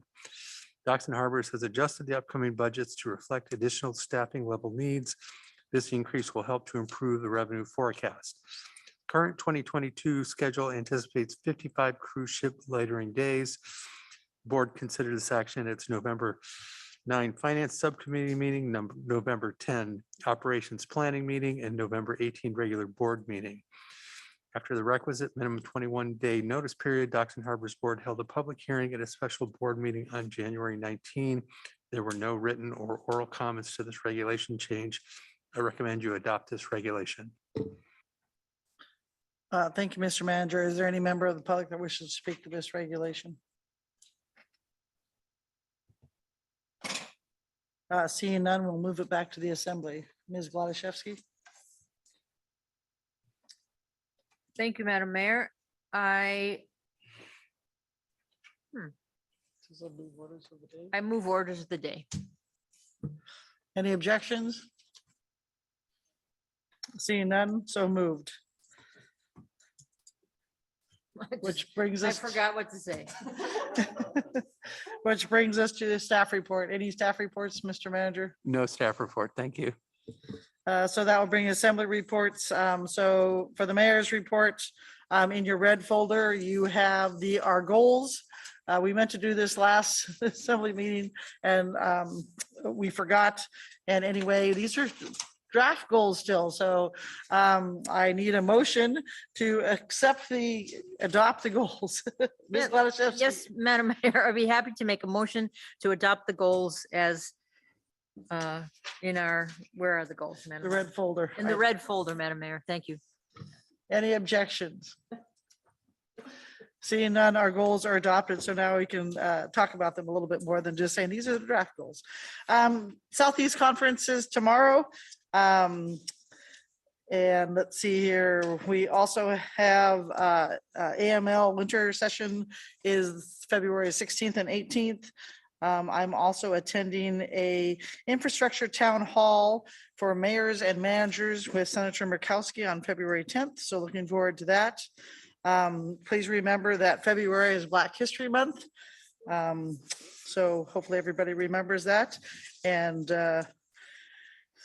I'll let Ms. Hale talk about the chamber retreat, but my highlight of my last couple of weeks was Ms. Antea's second grade class came in and I got to answer some of their questions, which are always good. And they held their own meeting on whether roosters should be allowed in neighborhoods, and the roosters lost 7-2. So I want the planning commission to take note. Eddie, with that, we will go to committee reports. Ms. Gladysevsky. Thank you, Madam Mayor. The Committee of the Whole met on January 24th, discussed several of the things we've heard today. The North Douglas rezone, also waterfront plan amendments, dock charges, and we reviewed our legislative priorities list that was amended by more people voting. We have a Committee of the Whole meeting next Monday, or a week from today. We'll be hearing about the gondola, assuming the Eagle Crest Board gets information to us. Dock electrification, Glory Hall requests. There was something else as well, but it will be an exciting meeting. Thank you, Madam Mayor. Thank you, Ms. Gladysevsky. Ms. Treem is not here, so we won't hear about finance. So Ms. Hale. Thank you, Madam Mayor. I'll be short. The Lands Committee met on January 24th, but I was not there. And I didn't review the agenda before I came to this meeting, so I don't even know what happened, but I think it was a pretty quick meeting. There will be another Lands Committee meeting this coming Monday, and by Monday, I will know what that one's about. Yes, I just gave you 2 topics tonight, so. That's right. That's perfect. Thank So with that, Mr. Bryson's not here. That's kind of throwing me with having nobody here. Ms. Hughes Candace, Human Resources. Thank you, Madam Mayor. Human Resources Committee met tonight earlier. We have a couple of recommendations for appointment. HRC moves that the organized labor seat on Juneau Economic Development Council, that Rodney Hessen be appointed for a term beginning immediately and ending November 1st, 2022. Any objections?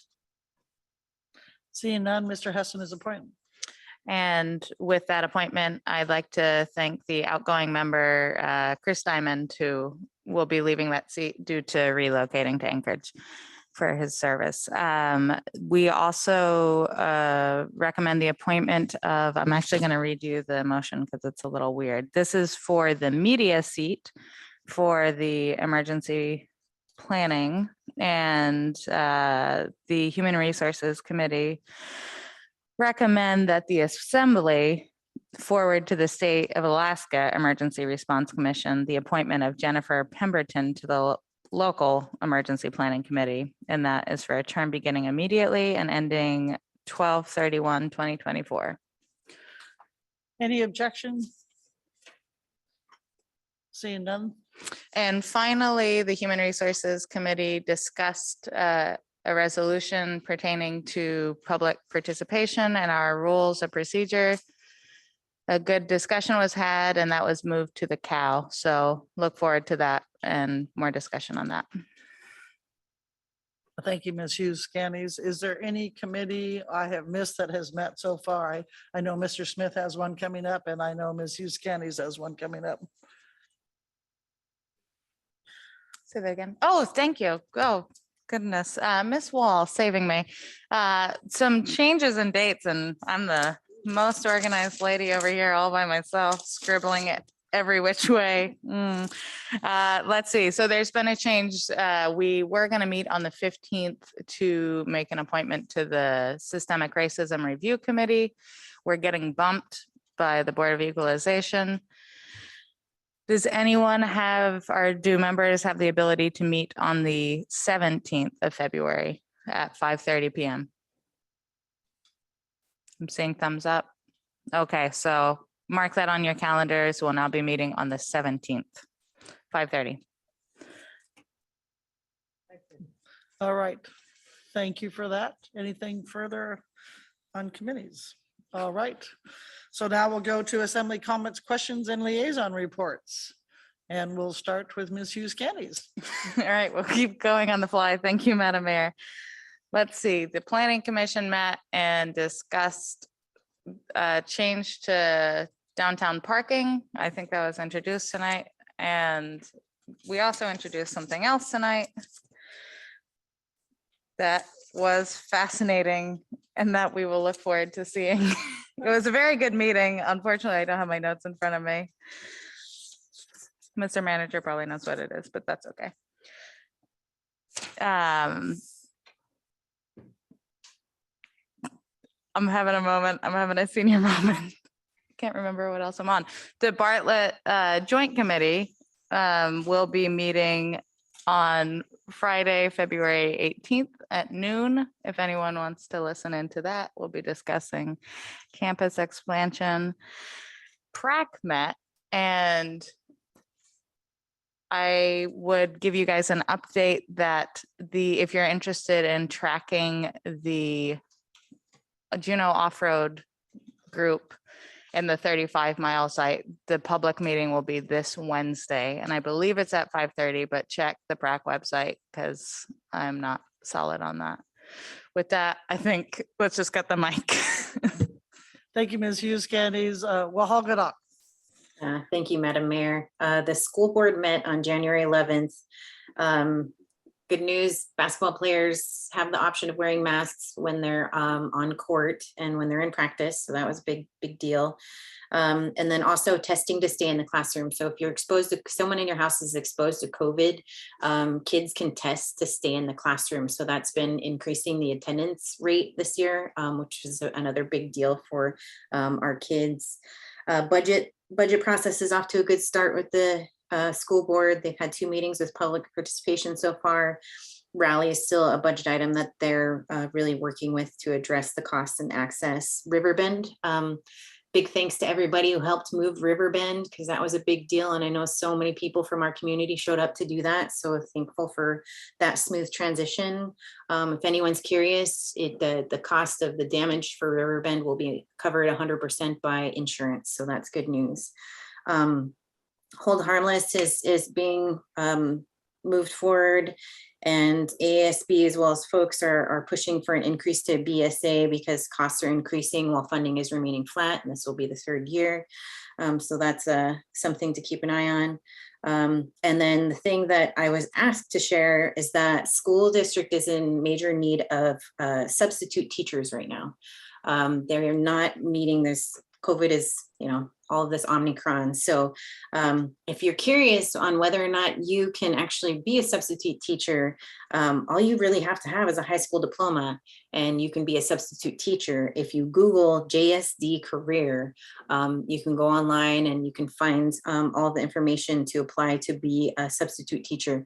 There is FBI fingerprinting and background check. I'll amend my former comment, but you just need a high school diploma or equivalent to apply to be a substitute teacher. So I remember having an 18-year-old substitute teacher when I was like 16 in high school. And I was like, what? This kid was just in high school with me a couple years ago. But just so you know that we do need you if you're out there looking for a job and you want to work with some kids. Next meeting is tomorrow. Sister cities got bumped, so their meeting won't be until the 22nd of February. That's it for me. Thank you, Hoggadock. Ms. Hill. Thank you, Madam Mayor.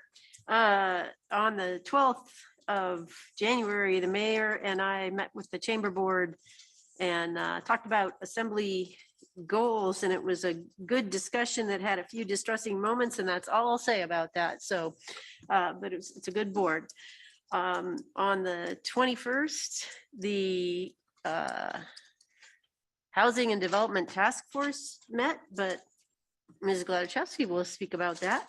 I wasn't there. You weren't there. Oh, okay. Well, I will speak about that. Yeah, so we talked a lot about Title 49 potential changes. Comment that Title 49 work has to come with enough staff to move more. So this is something for us to pay attention to as an assembly. If we want to move things like affordable housing, we have to be attentive to the staff needs. Mr. Manager attended, and so that was productive, and I appreciated him being there. We just learned tonight that Mr. Arndt is the new chair of the Title 49 committee, and that's a good thing. Hospital board met on the 25th of January. A couple of highlights from that meeting. It's interesting, staff are preparing in advance for potential medication shortages. Like they know there's all these supply chain issues, so they're really looking out to the future and being prepared for it. In the meeting, a patient wrote a comment in the chat about being in the hospital and what a great job the hospital staff had done. And finally, Lindy Jones, very specifically, who is on the assembly and obviously the head of the emergency department, very specifically thanked the assembly for our leadership on COVID mitigation. Juneau's ER and hospital have done much better than many other locations, and he attributes that to the assembly's leadership. And I wanted to pass that all on to you.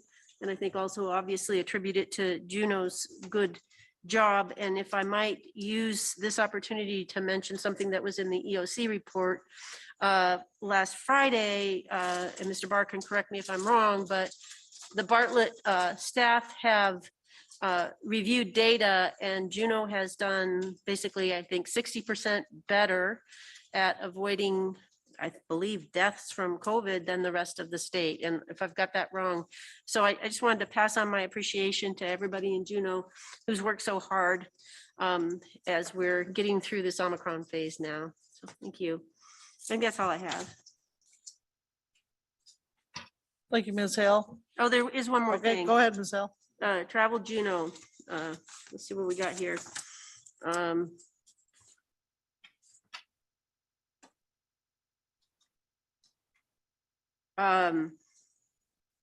So Ms. Hughes Scandies and I met with the manager and Liz Perry. This is related to the lands committee, but I didn't say anything then. Talking about Travel Juneau providing feedback to the assembly and the assembly providing direction to Travel Juneau. And Liz is going to work on a revised MOA. and get that to the manager and to Mr. Rogers, and then bring it back to Lands. And so then we're going to speak with, we're going to kind of go through it with Lands in the Lands Committee, and then bring it to that's probably the Committee of the Whole. We're talking about potentially having quarterly updates to the Lands Committee. So the Lands Committee will work with Ms. Perry and then bring it to Committee of the Whole, make sure the Committee of the Whole is good with it. My thinking, I think all of our thinking is by having periodic updates to the Lands Committee, we are staying more in tune. The Lands Committee will get to know what it is the Assembly wants them to do. For example, focus on cultural tourism, for example. And the Assembly will get that feedback rather than once a year getting feedback in a big report. We'll have more of an ongoing conversation. Thanks. I think I am done now. Ms. Hale, Ms. Wall. Thank you, Madam Mayor.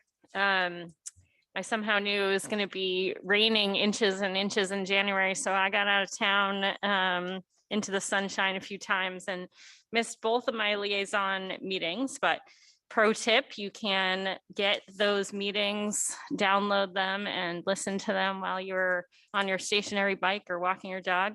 Highly recommend it. So I listened to the recordings for the SRRC. They met immediately after following our last Assembly meeting, and the results of their review were in our packet tonight. They meet again tomorrow at noon to review what we introduced tonight.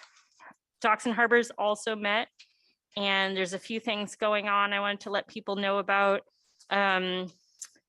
There'll be a public hearing on the proposed dockage fees that we discussed at the last Assembly meeting, or a recent Assembly meeting for boats of a certain size. Public comments are due before February 24th, and then there'll be a public hearing on that on the 24th.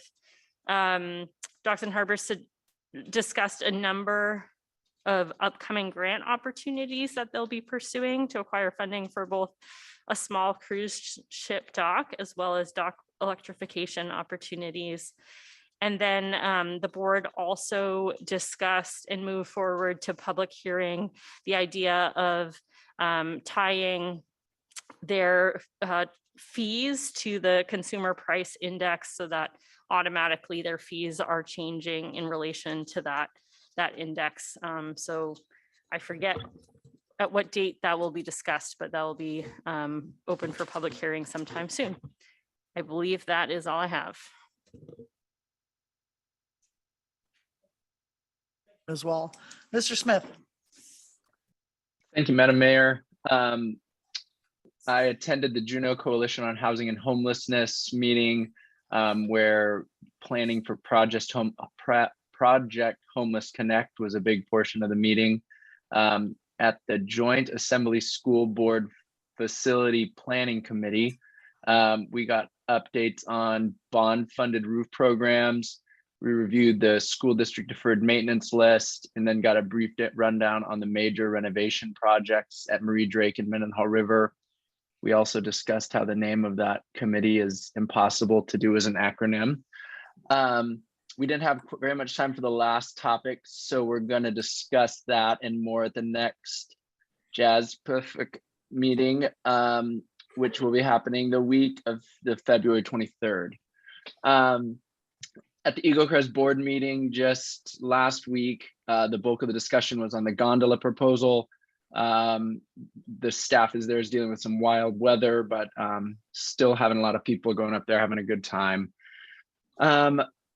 I was, let's see, since our last meeting, I attended a First Things First discussion and met with the board there. I spoke to the Juneau 58 Degree Innovators Rotary, went to the new town hall public meeting, and then I was a First Tech Challenge robotics judge. If anyone has any doubt, there is hope for the future with those kids building robots, competing, just doing really, really neat stuff. So that was great. I'd recommend it for anyone who's potentially interested. As a member of the public mentioned during public comment, I did attend the Concerned Citizens of Juneau listening session about the impacts of COVID mitigation on folks. I was invited on Facebook and I was aware of it through my day job. I didn't know if we actually had gotten an email to the assembly. I looked and I didn't see one. So anyway, that's that may be a reason why some of you all weren't aware of it. About 150 people in attendance, and I'd say around 40 gave testimony, and very passionate testimony. And there were a lot of concerns brought up. I'm going to just do a quick rundown of them. Masks, especially masking of children, medical freedom, vaccine effectiveness and safety, discrimination based on masking or ability to get a vaccine, issues with children's mental health, issues with many people's mental health, impacts on businesses, impacts on the deaf community, censorship and open debate, some really heartbreaking stories about limited visitation at the end of a loved one's life. I also heard about transparency and people maybe not feeling heard at assembly meetings. I tried to reassure people there that we, of course, want to limit impacts on businesses and families and children, and that we do listen, we do read their email, and that they should write and call in and let us know their perspectives. It was just evident that obviously these last 2 years have been hard on many of us. So it was good to hear about those impacts on people and the impacts of our decision. I think they maybe do have the testimony written up, and I can ask that they share that with us too. But I'm hopeful that healing and coming together in our community can happen in the near future.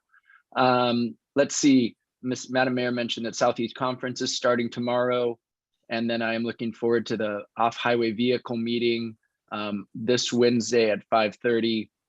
Glad to see efforts moving ahead there. That's been a long time coming, but appreciate staff for prioritizing that and getting things moving. I guess I did have a question for the manager, and that was about hazard maps and what kind of time frame we might be on for, and not just hazard maps, I guess, some of the restrictions on development and some of the different hazard risk areas. So just a question for the manager there. Thank you, Madam Mayor. Thank you, Mr. Smith. Mr. Watt. Madam Mayor, so the current Title 49 exists and it's in place until we change or amend. You had an update in the fall on the draft hazard maps and accepted the Planning Commission's recommendation to develop policy along with the mapping.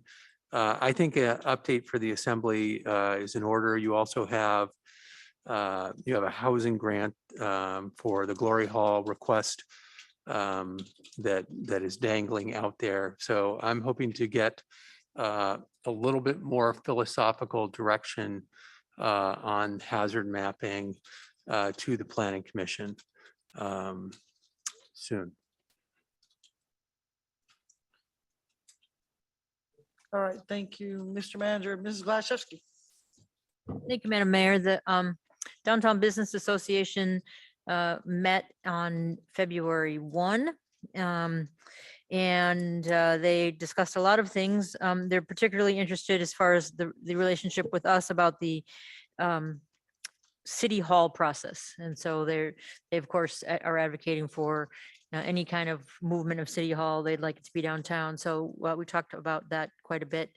Following Mr. Smith's notion of thank you for people bringing up the future, if you will, the JDHS Ocean Science Bowl team won the state title again. So congratulations to them, the Alaska Tsunami National Ocean Sciences Bowl. So that was pretty exciting. Those kids worked hard and studied a lot and got the state title. I was going to ask a question about something Ms. Hale mentioned about that was in the EOC report from Friday. The quote is, during the entire course of the pandemic, there was a 60% reduced relative risk of death from COVID-19 in Juneau compared to the statewide numbers. And if we could get more information on that, who did that? You don't have to tell me now, but how that analysis was done and what that means. But that was a pretty exciting sentence to read. So thanks. Thanks for that. That's all, Madam Mayor. Thank you, Ms. Glaszewski. Mr. Barr, do you want to touch on that now or wait till later and give a sentence? info. Sure, I could do both, Madam Mayor, if that works. So just briefly, the infection prevention department at Bartlett did that analysis in consultation with an epidemiology professor, and they both did an analysis on the relative risk reduction of living in Juneau during the course of the pandemic as it related to COVID death and COVID hospitalization. I provided you with the COVID death percentage, but I'll include more detail in a future EOC report. Great, thank you very much. Thank you, Mr. Burr. Okay, with that brings us to presiding officer reports. Mr. Palmer. Madam, excuse me. I'm sorry, I forgot to let you guys know that I will be traveling February 19th to March 1st. Glad to hear that, Ms. Hale. Mr. Palmer. Thank you, Madam Mayor. And I have two quick updates for you. Let me grab those. So the Assembly has two appeals that it's considering. You've delegated both of them to a hearing officer. So the first one is with Travis Arndt with TDLH LLC versus the CBD director. Recall that's the appeal of the enforcement action along Duck Creek. The parties have asked that that appeal gets stayed until May 2nd as they work through other permitting options. So no action being done on that one. The second item involves ANS Reynolds LLC versus Planning Commission. Recall this is an appeal of an enforcement action on Douglas regarding some apartments. And again, a hearing officer is considering this one. And again, the parties actually asked for a stay as they're working through a settlement agreement. And that was supposed to go to an oral argument in a hearing soon. So that has been stayed until April 1st. And with that, I'll take any questions. Any questions for Mr. Palmer? Seeing none, thank you, Mr. Palmer. Okay, well, that brings us to continuation of public participation on non-agenda items. Any member of the public want to speak to a non-agenda item? Now is the time. Mr. Quayle.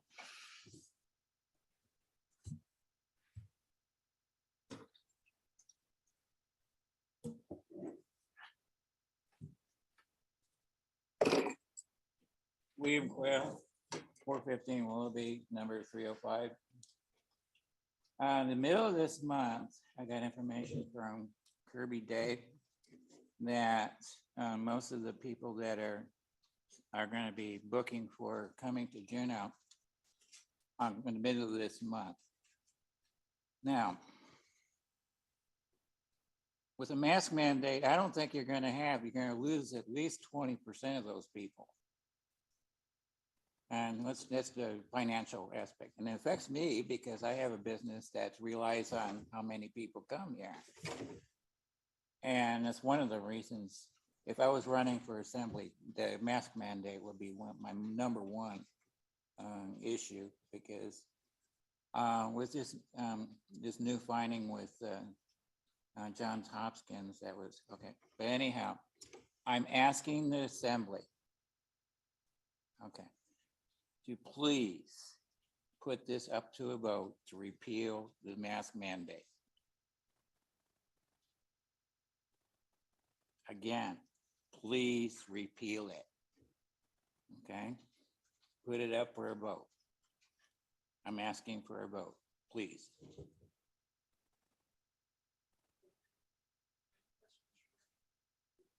Thank you. Any questions for Mr. Quayle? Thank you for your testimony tonight. Any further public participation?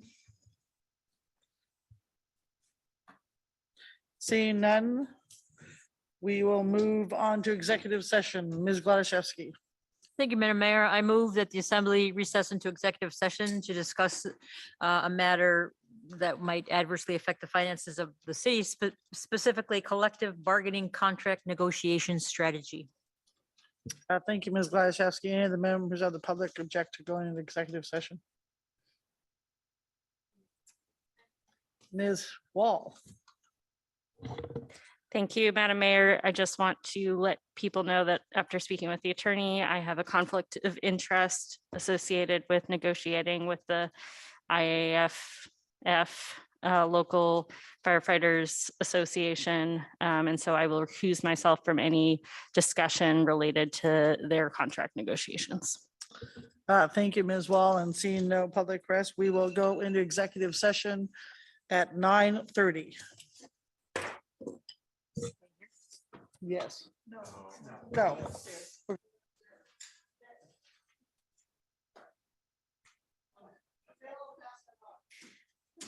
Thank And you, everyone that was we- attending. We'll be on a different Zoom. The assembly will go in and we will end this Zoom for the evening. So thank you all for sitting through, and we are done for the night.